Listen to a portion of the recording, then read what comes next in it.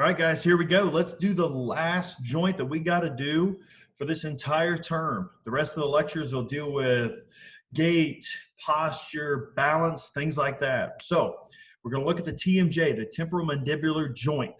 Okay, so with doing this, we need to know some basic bones of the skull. So let's take a look here.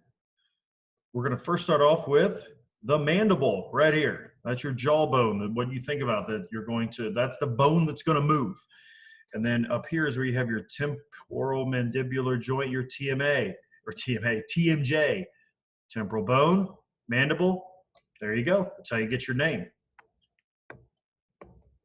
Then we got the maxilla. So that's the top part of the jaw. Make sure we know that.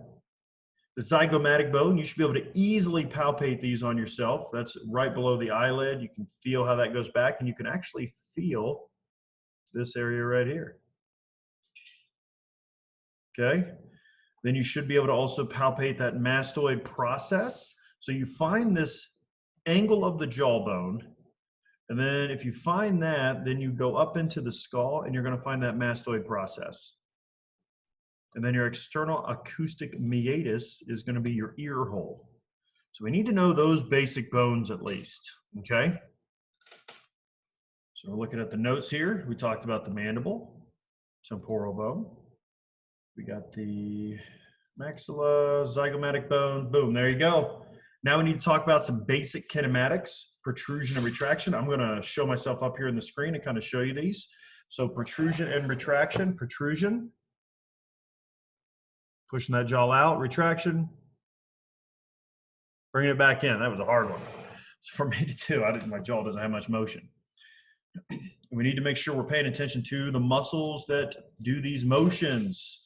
So retraction, good one. Temporalis posterior fibers, lateral pterygoids for protrusion. You know how MMT works. There's a lot of different muscles for a lot of these joints to do things.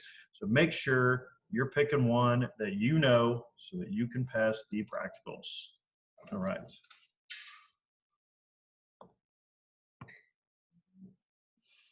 Okay.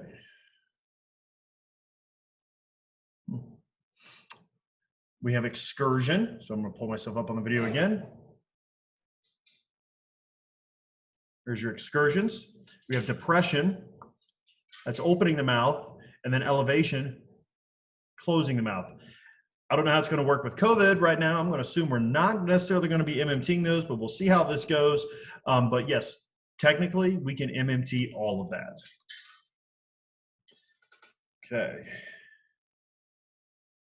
Basic arthrokinematics of opening of the jaw. That's the only thing we got to worry about really here is opening that jaw. That's the main thing. Obviously, you got the lateral, but we're really worried about the arthrokinematics of opening.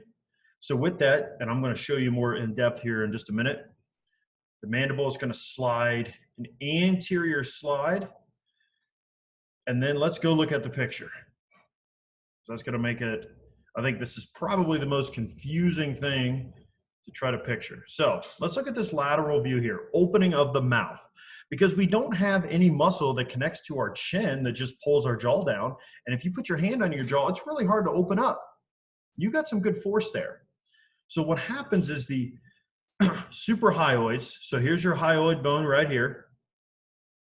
Suprahyoids are above it, infrahyoids are below it. So the infrahyoids have to kick in to pull the hyoid bone down. Because what's going to happen is the suprahyoids are going to pull in this direction.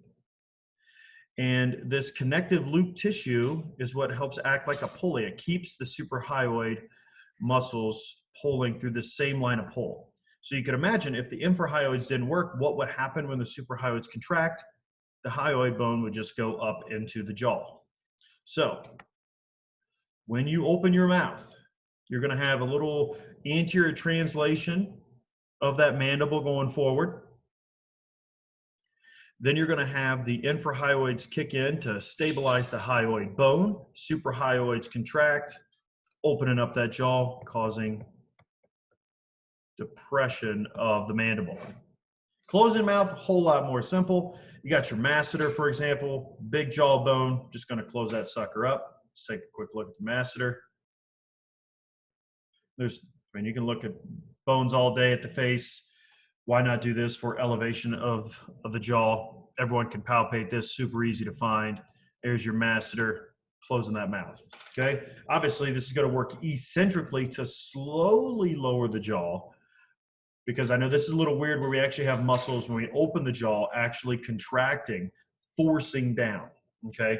So when you think about talking or forcing your mouth open, then these muscles are working, your infrahyoids and suprahyoids, okay? Really, that's pretty much about it at the TMJ. You need to make sure you know muscles that do the actions. I gave you a couple already. There's tons in the book. Take a look at those guys. Make sure you can match them up, and then we'll talk about MMT in the lab. So otherwise, that is it for the TMJ, our final joint of the term. I think that's pretty awesome.